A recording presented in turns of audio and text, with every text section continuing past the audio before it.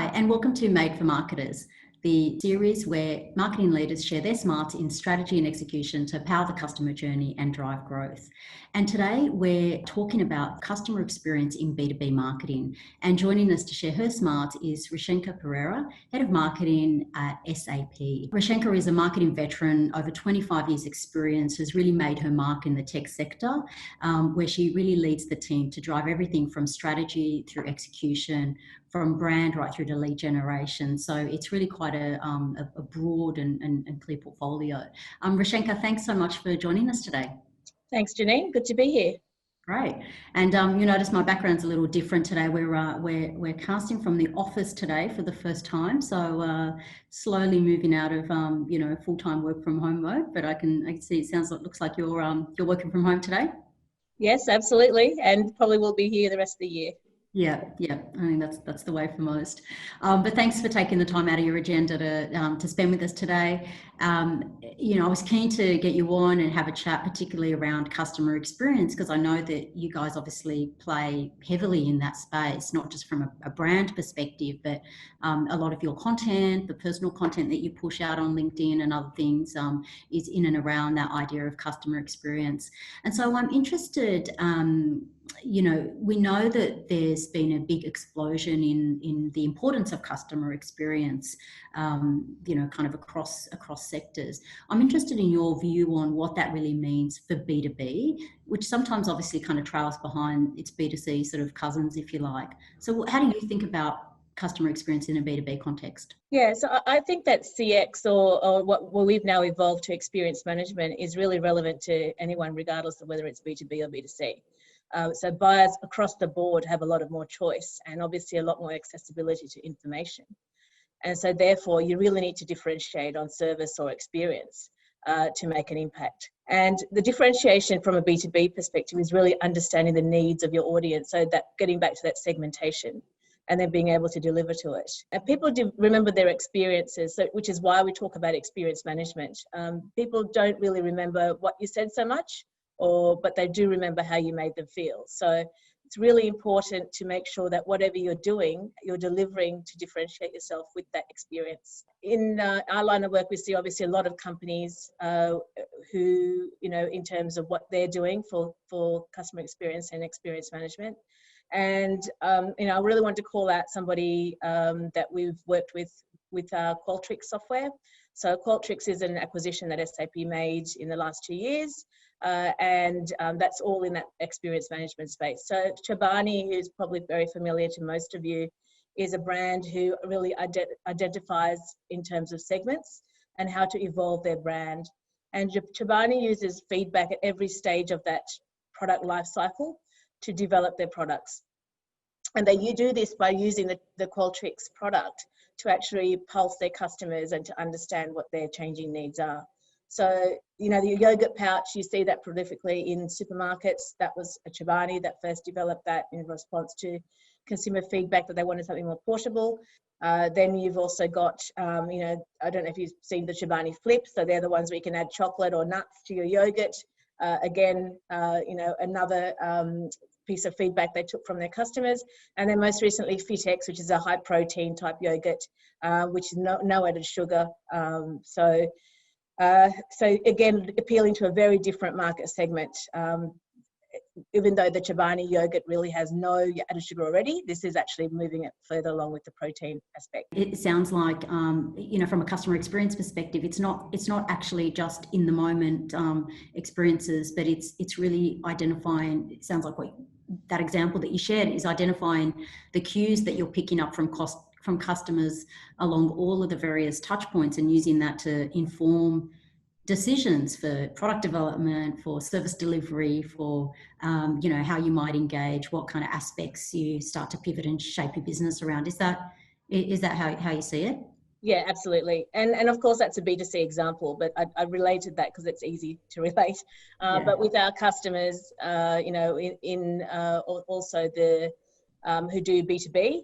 So you see, many in the utilities industry, for instance, also taking this same approach and regularly pulsing their customers and working out who the different segments are, who are the ones who are just no families, the ones who are single, and providing products similarly. You've seen a rise of that in insurance companies as well recently, people who don't drive their car that often. So I think the key message that you get out of all of that is that segmentation is important. And in a B2B marketing experience, we actually look at our customers and also look at what their segments are. So we have what we call the GB, or the general business segment, which is organizations which are mid to smaller size, and therefore we actually produce different content, different offers for that particular group of people to try and heighten that experience that they have with us. Yeah. And also we're tailoring our products and services. So, creating cut down versions of, our larger ERP type solutions for the small to medium enterprises. So, we actually cater for what they actually need. Yeah. And I think these days people talk about the segment of one, and that's, we have the marketing automation smarts and the advanced analysis. Obviously, SAP provide a lot of that from a CX perspective, and also our SAP Analytics Cloud. And so what we do is internally we use that functionality. So we use SAP Marketing Cloud to run our business internally as well. Using that, we're able to actually segment better and actually to maximize the technology to deliver more to that segment of one. Yeah, and that's an interesting point. Actually, we spoke on the last episode with Jeff Clarkin about technology and the importance of that, and really, driving a strong strategy first and being clear on what it is you're trying to utilize your technology for, and then use the smarts that's available through technology to help you execute and help you identify the data points that you need to enable you to make better decisions and deliver, as you kind of mentioned, first up, that strong experience, and recognizing the fact that you're right, people remember the way they feel, and that emotional connection is such a critical part of any sale, but certainly B2B sales. So connect with the kind of heart and sort of follow through with the mind in a way. Given obviously you guys have a lot of you operate in that CX space, you've got product suite to support that and really enable your clients to get to really be at the forefront in CX. From a brand and a product perspective, I see that.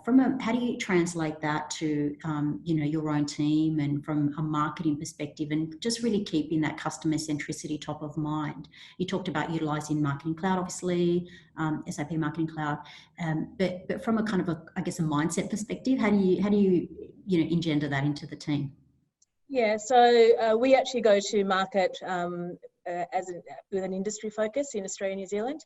Yeah. And so we try to make sure that all of the materials that we produce are really tailored to that particular industry that we're talking to at the time. So we make great efforts to not just spit out global content, but to actually localize where we need to, and provide localized points of view as well around industry, and to hit the pain points that are important in the current timing. So for example, obviously at this stage we've got some with our retailers, they're experiencing a particular supermarket retailers, they're experiencing growth in demand, but they're also, needing to actually adapt what they do to cater. So we try and provide the offers that they can use. So we've got some free offers in the time of COVID that we provide to our customers, so that they can do things like remote pulse surveys, for instance, to use an instance, cut down instance of our Ariba procurement product, so that they can, Ariba Discovery, so they can actually go out and procure things more readily in an uncertain time. So we've done those kinds of things. But across the board, our strategy is focused on innovation, being customer first, and on our people. So we try at every touch point with the customer to try and engender that customer first aspect.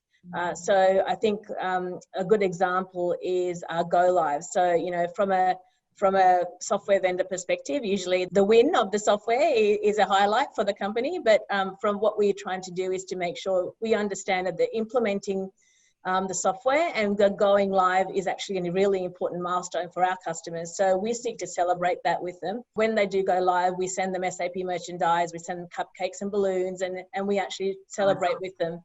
Yeah. So that we acknowledge that, it's just not all about us, it's about the customer. Absolutely. And them actually going live. We also actually receive feedback from our customers from in the form of Qualtrics surveys and also obviously run regular NPS type checks. Yeah. And we've just recently launched a more formalized process of a customer advisory council. So we can get feedback directly from the senior executives as well in our customer base. And that advisory council aims to meet quarterly. So you get, diverse opinions from all different states and also New Zealand.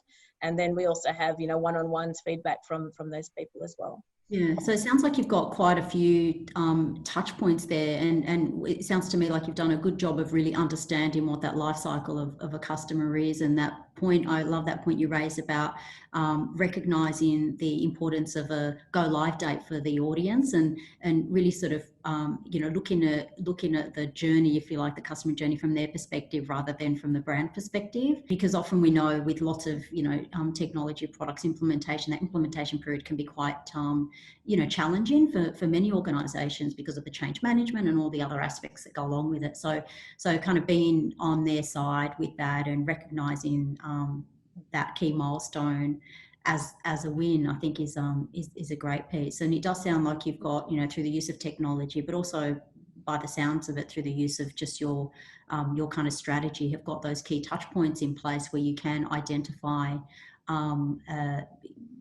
what is changing or what is required from a customer perspective, and sort of be in touch with them along that full customer journey that they have, post implementation, post go live, right through retention, and continue that experience and that relationship that you have with customers. Yeah, I wouldn't say we're perfect, but yes, we try. We've also launched a couple of marketing campaigns that are also focused around delivering an experience. So I guess the best examples of those are two events that we launched last year. One is culminates in an event, which is the Best Run Awards, which is where we seek to reward our customers for that innovation that they get from our software. And then the other one is Effect, which is a celebration as well of showcasing some of our customer success.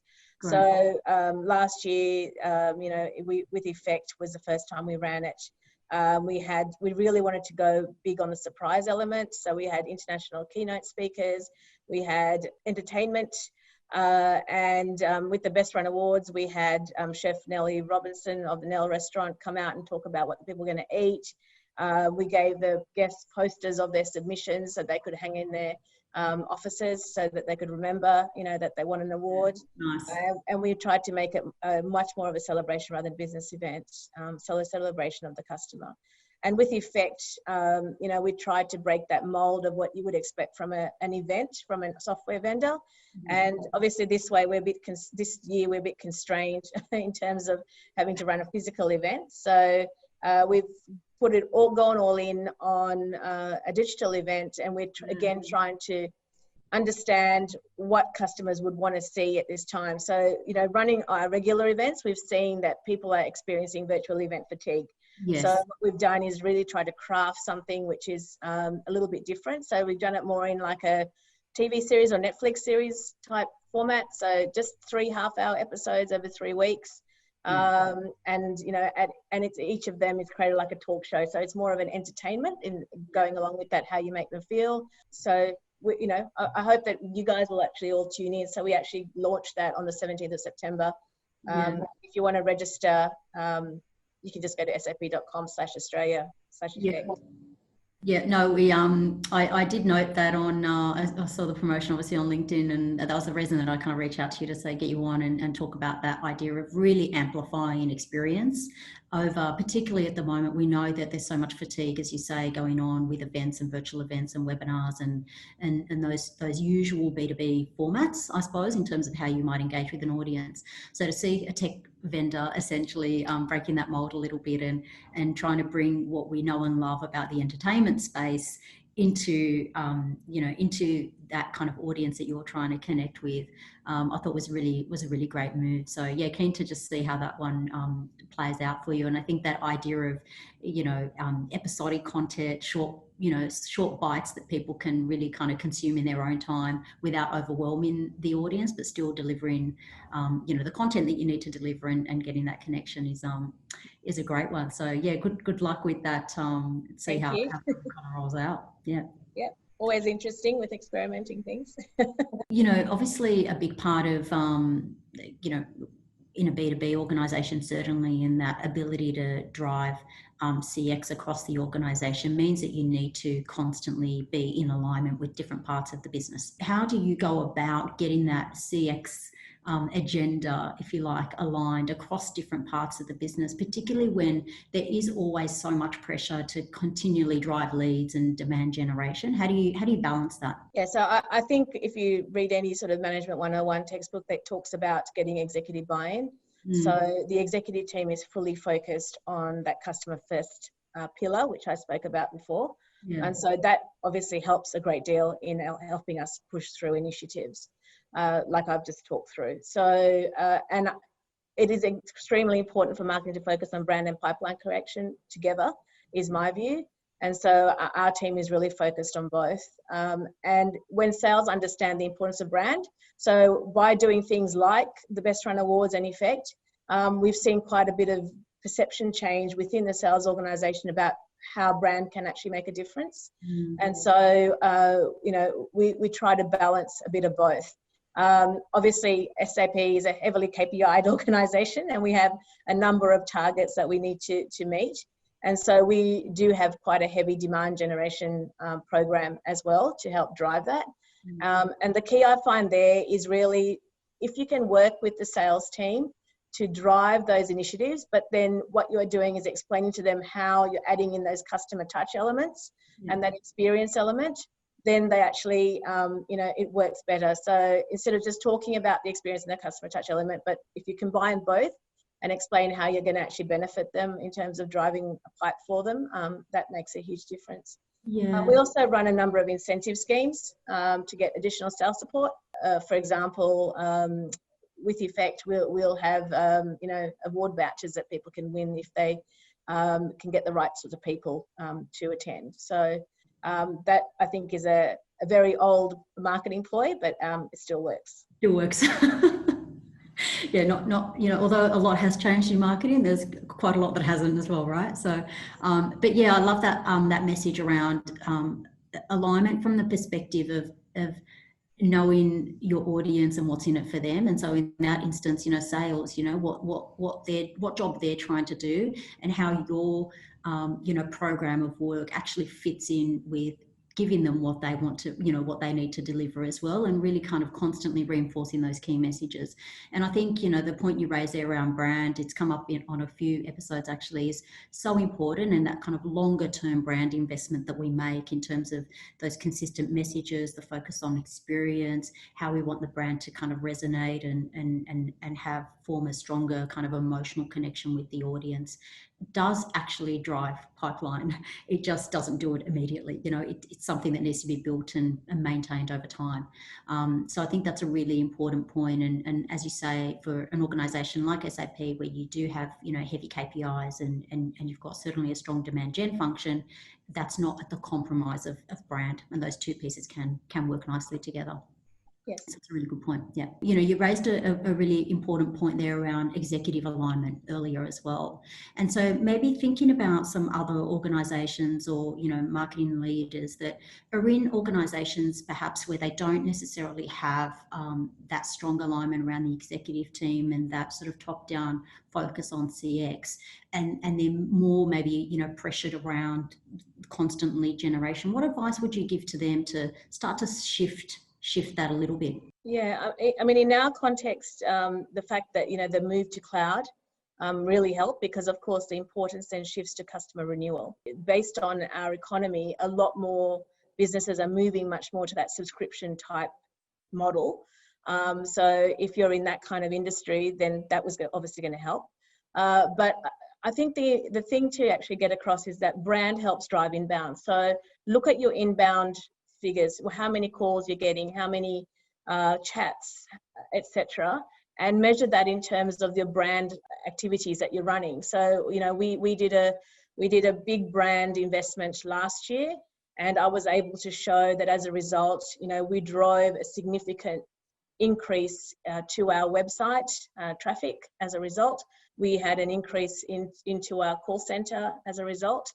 And, you know, nothing's an exact science, right? So, but it is being able to show that you're having impact on actually getting eyeballs. And obviously in this space, everyone's after that net new customer.